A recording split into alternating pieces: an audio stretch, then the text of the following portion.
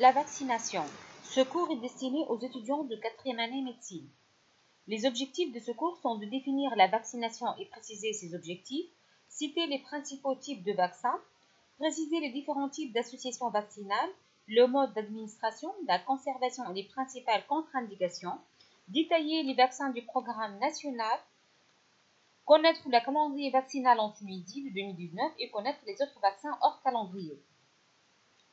Donc, la vaccination, consiste à introduire chez un individu une préparation antigénique similaire à l'agent infectieux de manière à lui faire produire une réponse immunitaire capable de le protéger de l'infection naturelle.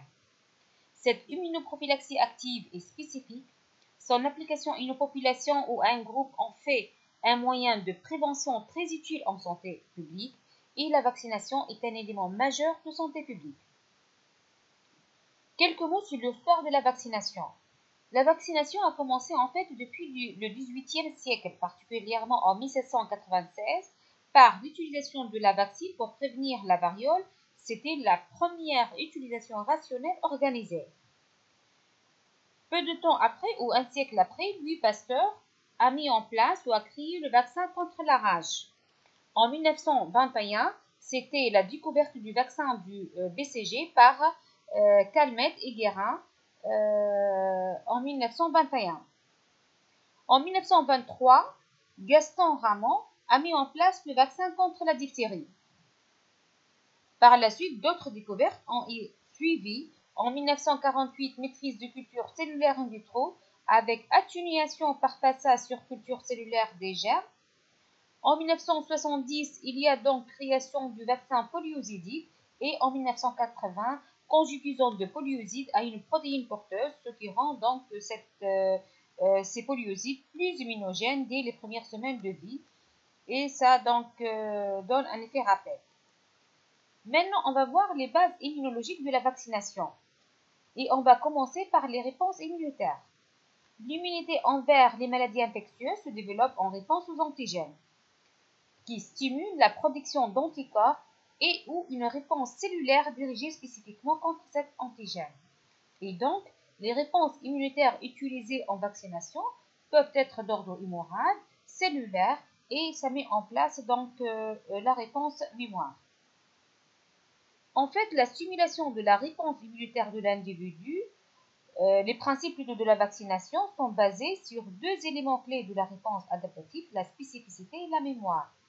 C'est la stimulation de la réponse immunitaire de l'individu pour induire une réponse protectrice qui est à l'origine donc de la vaccination. En effet, l'introduction de l'agent pathogène ou du vaccin va entraîner une réponse primaire avec formation de cellules mémoire et l'introduction par la suite de l'agent pathogène va entraîner une réponse secondaire ou une réponse intense et rapide. Et l'immunogénicité d'un vaccin et sa capacité d'induire une réponse immune adaptative capable de protéger l'individu contre l'infection par l'agent pathogène. Cette réponse immune, elle est variable en fonction du vaccin. Donc, les vaccins atténués, ce sont des agents vivants, bactéries ou virus, qui créent une infection à minima très proche de l'infection naturelle. C'est une réponse immunitaire spécifique. Parmi les vaccins atténués, le BCG, le polio oral, ROR et rotavirus. Ils sont administrés en IM en sous-cutané pour la rougeole, en intradermique pour le BCG, le polio en par voie orale. Il y a aussi le vaccin contre le rotavirus par voie orale, mais ces vaccins atténués comportent un risque infectieux, tel que par exemple la réversion du virus polio oral ou un risque de BCG dans le cas de BCG. Le deuxième type de vaccin, ce sont les vaccins inactivés. Ce sont des vaccins qui sont dépourvus du tout pouvoir infectieux, mais la réponse immune requiert des injections répétées, souvent un adjuvant également est nécessaire. Différents types de vaccins activés, soit à germe entier tel que le vaccin anticoqueluchieux entier, des sous-unités antigéniques comme le vaccin contre la coqueluche acellulaire, des vaccins inactivés protéiques, comme l'anatoxine tétanique ou diphtérique, polyosite, comme le vaccin antipneumococcique, et conjugués, comme le vaccin antipneumococcique ou la anti-hémophilus conjuguée. C'est quoi les adjuvants? Les adjuvants sont des substances nécessaires pour potentialiser la réaction immunitaire induite par des vaccins inactivés. De nombreux vaccins sont absorbés sur hydroxyde de phosphate d'aluminium et ces absorbants agiraient en maintenant l'antigène à proximité du site d'injection et en activant les cellules présentatrices favorisant la reconnaissance immune et la production d'interleukines. Comment on entretient l'immunité vaccinale? L'acquisition d'une immunité protectrice de base nécessite souvent 2 ou plusieurs injections. Pour certains agents infectieux, l'immunité est entretenue de manière naturelle. Les contacts itératifs avec des sujets infectés sont suffisants, comme le vaccin contre la rougeole, l'hémophilus, bordetella. Pour d'autres agents infectieux, l'immunité vis-à-vis de certaines infections doit être entretenue, comme c'est le cas de l'immunité antitanique, qui nécessite des rappels réguliers, ou l'immunité antidiphtérique. Quatrièmement, la nature des différents vaccins et associations vaccinales. Et on va voir successivement les vaccins bactériens, les vaccins viraux et l'association vaccinale. Les vaccins bactériens, ce sont des vaccins atténués, tués ou à base d'une anatoxine ou de polysaccharides capsulaires extraits de la membrane externe de certaines bactéries encapsulées. Parmi les vaccins bactériens, vivant atténué, le BCG, c'est le seul vaccin bactérien vivant atténué. Les vaccins tués, le vaccin contre la coqueluche, anatoxine, un vaccin antitétanique antidiphthérique, et les vaccins polysaccharidiques, vaccin anti-pneumococcique 23, le vaccin anti-pneumococcique A et C, le vaccin anti-hémophilus B. Les vaccins viraux à virus vivant atténués, il y a le vaccin antipolio oral, buccal, le vaccin contre la rubéole, le vaccin contre la rougeole et contre l'orion. Les vaccins à virus tués ou inactivés, il y a l'antipoliomyétique injectable, l'anti-hépatite A et l'anti-hépatite B. Association vaccinale. Les associations sont indispensables compte tenu du grand nombre de vaccins à administrer à certains âges de la vie ou dans certaines circonstances. Il y a 2 types. La vaccination combinée. Les vaccins sont mélangés au moment de l'emploi dans la même seringue. Ils sont inoculés en un seul point de l'organisme. Exemple DTC, diphtérie, tétanos, coqueluche. Et il y a la vaccination simultanée. C'est que les vaccins sont administrés dans la même séance en des points différents de l'organisme ou par des voies différentes. Cinquièmement, intervalle entre les injections. L'intervalle minimum de 28 jours entre 2 injections et de 6 mois pour les rappels doit être respecté pour permettre une réponse immunitaire correcte. En cas de retard, il faut reprendre là où la vaccination a été interrompue. Maintenant, on va voir les modes d'administration des vaccins.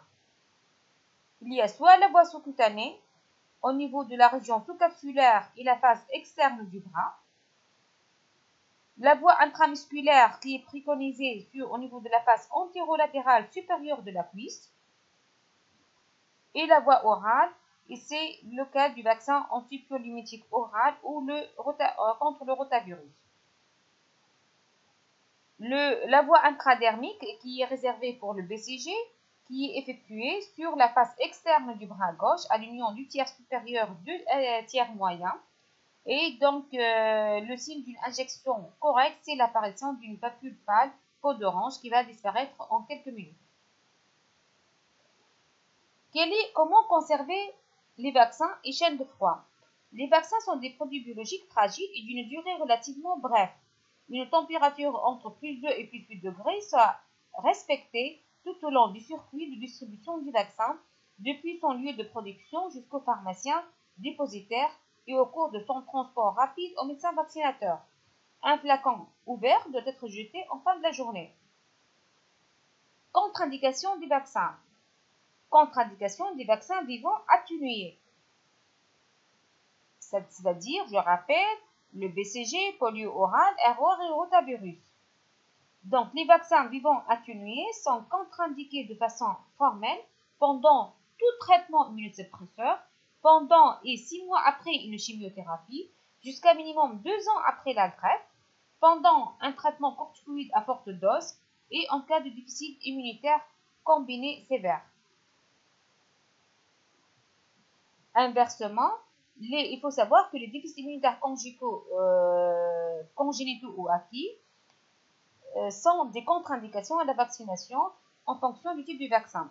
En cas de type cellulaire, les déficits immunitaires combinés cellulaires sont des contre-indications absolues à tous les vaccins vivants atténués.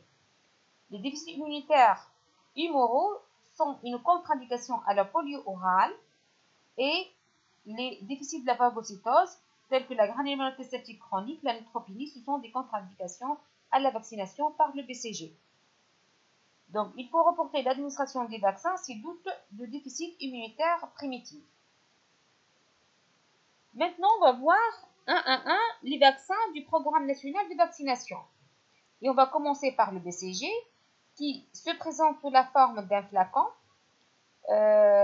comportant plusieurs doses et d'une ampoule de solvant.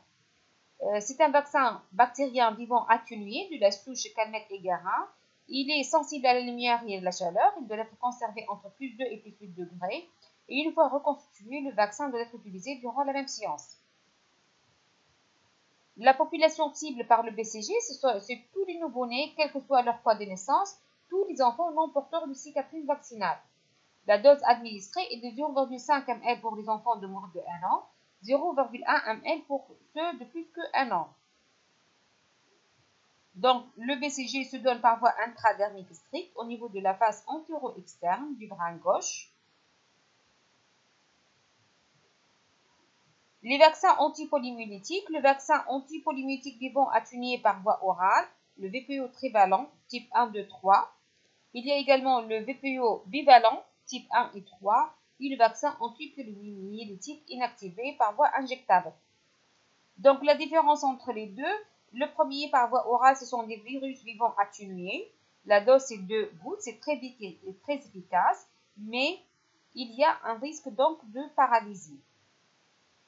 Et il n'est pas cher, l'avantage. Par contre, le VPI, ce sont des virus morts, ils se donnent par voie injectable et il est plus cher que le VPO. Il confère une immunité immorale et orale, aucun risque de paralysie post-vaccinale. Donc, l'OMS a mis en évidence l'apparition de poliomyélite paralytique associée à la vaccination et donc ceci a été et de poliovirus vivant, de poliovirus circulant dérivé du vaccin et c'est pour cette raison qu'elle a recommandé de retirer de plus en plus donc progressivement la vaccination par polio oral pour introduire la polio injectable. Ça a été donc préconisé dans notre calendrier vaccinal avec donc l'introduction du polio injectable à l'âge de 2 et 3 mois. Et donc progressivement, l'objectif c'est de switcher polio oral par la polio injectable progressivement. Le Penta, c'est un vaccin combiné comportant DTC, hépatite B et HIV. La composition, c'est une anatoxine diphthérique purifiée. La présentation, c'est une présentation unidose. Il se donne par voie IM au niveau de la cuisse. Il faut éviter l'injection au niveau de la fesse. On peut le donner par voie sous-cutanée s'il y a un trouble de l'hémostase et il est donné à l'âge de 2, 3 et 6 mois. Il faut toujours respecter un délai de 4 semaines entre 2 prises. Comme effet secondaire, on peut noter une fièvre fréquente dans la soirée même de l'administration qui disparaît dans les 24 à 48 heures après l'injection, un érythème, induration ou douleur au point d'injection. Le DTC comporte donc l'anatoxine diphthérique, l'anatoxine tétanique purifiée et bordetella pertussis inactivée par la chaleur avec un adjuvant et une solution fervente. Il peut donc se présenter soit sous forme de flacon unidose ou flacon multidose. La dose est de 0,5 ml et il est donné par voie IM au niveau de la face antéro-externe de la cuisse. Donc, il est réservé pour le rappel qui se fait à l'âge de 18 mois et comme effet secondaire, il peut donner de la fièvre avec donc une rougeur irritable au niveau du point d'injection. Les vaccins DT et petit D grand T associent l'anatoxine diphtérique plus l'anatoxine tétanique. Il existe deux types de vaccins, le grand DT destiné aux enfants âgés de moins de 6 ans en cas de contre-indication à la DTC. Et le petit D grand T contient moins d'anatoxine diphtérique. Il est préconisé pour les enfants plus âgés et les adultes. Donc, l'injection se fait par voie IM et donc là, il est sous forme de ampoule unidose ou multidose avec la dose elle est de 0,5 ml par dose. Le vaccin RR, c'est un vaccin qui associe le vaccin contre la rougeole, contre la rubéole. Il est donc donné à l'âge de 12 mois et 18 mois. Et on le donne par voie sous-cutanée ou UM au niveau de la face antérieure-externe de la cuisse avant l'âge de 2 ans ou au niveau de la face externe du haut du bras en regard du muscle deltoïde. La dose est de 0,5 ml. Comme effet secondaire, on peut avoir une fièvre entre 5e et 12e jour. Cette fièvre qui peut atteindre 39 degrés avec des signes rhinopharyngés ou respiratoires, un exanthème morbilliforme discret. Les vaccins contre l'hépatite B, c'est une forme monovalente. La vaccination contre l'hépatite B comporte 4 doses, une première injection à la naissance et puis le relais à 2, 3, 6 et 2, 3, 6 mois avec le vaccin Penta. Il est combiné avec donc, le vaccin Penta et elle se fait donc l'injection en IM au niveau de la face antéro-externe de la cuisse. Situation particulière pour les nouveau-nés de mère antigène HPS positive. Il faut donner au nouveau-né à J1 de vie donc, un vaccin contre l'hépatite B plus 100 unités d'immunoglobulines anti-hépatite B. À J30, il faut faire un deuxième vaccin de l'hépatite B, soit on utilise le vaccin monovalent, soit le Penta à l'âge de 6 semaines. Et donc un total de 4 doses d'hépatite B. Le calendrier vaccinal national qui a été modifié en 2019, avec à la naissance, on a le vaccin contre le BCG et l'hépatite B. À l'âge de 2 mois, le Penta polio injectable et première prise de vaccin anti-pneumococcique. À 3 mois, le Penta plus polio injectable. À 4 mois, deuxième vaccin contre le pneumocoque. À 6 mois, le Penta plus le polio oral. À 11 mois, troisième vaccin contre le pneumocoque. À 12 mois, RR. Et à 18 mois, DTC, polio oral et RR. Les autres vaccins du calendrier, on va voir les vaccins anti-pneumococciques. Il y a 2 vaccins sur le marché, les vaccins polysaccharidiques à 23 valences et le vaccin conjugué. Donc, le vaccin polysaccharide à 23 valences ou le pneumo 23, il comporte 23 sérotypes. Il y a donc sur le marché le pneumo 23 et le pneumovax 23. Il est indiqué dans le cadre de prévention des infections à pneumocoque chez l'enfant et l'adulte au-delà de 2 ans lorsqu'il y a un risque important d'infection à pneumocoque, notamment en cas d'asplénie, de traitement immunosuppresseur, d'hystémilitaire, dans les pathologies chroniques, cardiaques, pulmonaires, hépatiques, dans les infections malignes hématologiques, les bénéficiaires d'une transplantation d'organes ou de fluides hématopoïétiques et le receveur d'un plan cochléaire. Il se donne une seule injection par voie IM ou subcutanée à renouveler après 5 ans. Les effets indésirables sont mineurs à type de rougeur ou douleur passagère au point d'injection. Le vaccin antipneumococcique conjugué, des polyosides de pneumocoque, de streptocoque pneumoniae avec une protéine immunogène de transfert. Ce procédé permet d'amplifier la réponse en anticorps et induire une mémoire immunitaire. Tous les enfants entre 2 mois et 2 ans doivent être vaccinés contre le pneumocoque et certains enfants plus âgés s'il y a un risque accru d'infection invasive à pneumocoque. Donc, le vaccin à pneumocoque, donc il y a le PCV7, le PCV10 qui est utilisé actuellement dans le calendrier national vaccinal et le PCV13 qui est utilisé dans d'autres pays dans le monde. Donc ce vaccin il est administré par voie IM au niveau de la face antérolatérale de la cuisse chez le nourrisson et dans le muscle deltoïde chez les sujets âgés. En Tunisie, donc, il est utilisé à l'âge de 2, 4 et 11, à l'âge de 2, 4 et 11 mois et on utilise donc le vaccin à 10 valences. Donc, pour la prophylaxie contre l'Orient, il y a le vaccin anti-Orient qui est combiné avec la rougeole et la rubéole, le Priorix. Il est administré à une première dose à 12 mois, puis une deuxième dose à 18 mois. Et donc, comme réaction secondaire, on peut avoir une réaction fébrile aussi. La prévention contre la grippe et la vaccination. Donc, les vaccinations contre la grippe existent donc sous forme de vaccin grippal trivalent inactivé, le vaccin grippal tétravalent et les vaccins quadrivalents. Donc, chez nous, il existe le vaccin grippal trivalent et il est indiqué dans les maladies bronchopulmonaires chroniques, les cardiopathies congénitales cyanogennes ou avec HCAP ou insuffisance cardiaque en cas de diabète, d'insuffisance rénale chronique, drépanocytose, déficit immunitaire et infection par le HIV et traitement salicylé au long cours. La dose à utiliser, c'est donc en fonction de l'âge, de 6 mois à 35 mois, 0,5 ml, c'est la moitié de la dose.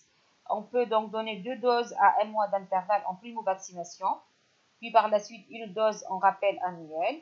De 3 à 8 ans, on donne la dose complète et à partir de 9 ans, donc la dose complète. Le papillomavirus, le vaccin contre le papillomavirus est indiqué chez les filles et les garçons dès l'âge de 9 ans pour prévenir les lésions prémalignes et les cancers touchant le col, la vulve, le vagin et l'anus dus à des types de papillomavirus à haut risque ainsi que les condylomes anogénitaux.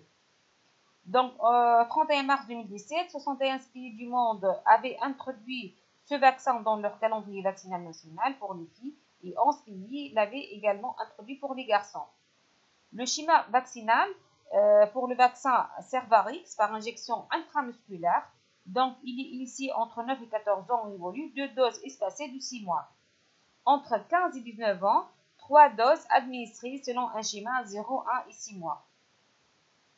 Le rotavirus, c'est la première cause de diarrhée sévère avec déshydratation. Donc le vaccin contre le rotavirus, c'est un vaccin atténué, vivant atténué, administré par voie orale. Il est donné donc la première dose à 6 semaines, puis la deuxième dose 4 semaines plus tard, par voie orale. En conclusion, la vaccination constitue avec l'hygiène et la nutrition l'élément majeur de la santé publique. La gestion des vaccinations, l'évaluation des programmes sur le plan opérationnel par la mesure de la couverture vaccinale et la surveillance des maladies évitables par vaccination doivent également être considérées comme des priorités. On va maintenant passer à une auto-évaluation. Question 1. Les vaccins vivants atténués sont contre-indiqués en cas d'insuffisance respiratoire, de maladies allergiques, malnutrition, traitement immunosuppresseur et déficit immunitaire. Bien évidemment ici, les réponses sont D et E, donc les vaccins vivants atténués sont contre-indiqués en cas de traitement immunosuppresseur en cours, en cas de traitement par chimiothérapie, en cas de déficit immunitaire, particulièrement le déficit immunitaire combiné et cellulaire. Lesquels parmi les vaccins suivants ceux à germes vivants atténués? BCG, vaccin antipolymitique oral, vaccin antipolymitique injectable, vaccin contre la rougeole, vaccin antitétanique.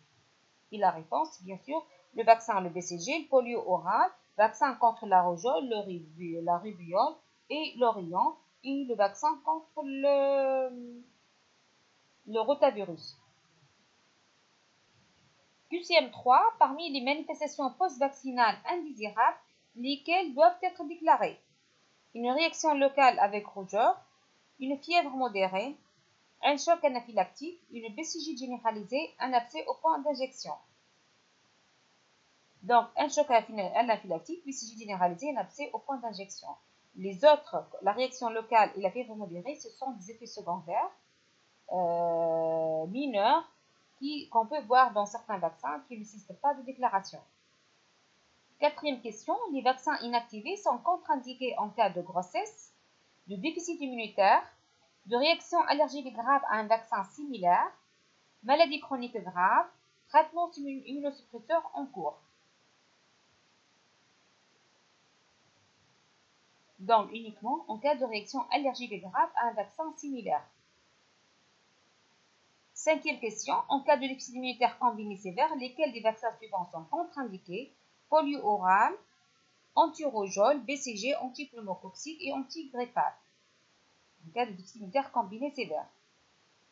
Donc, c'est tous les vaccins atténués, vivants atténués. Oral, le rougeole et le BCG.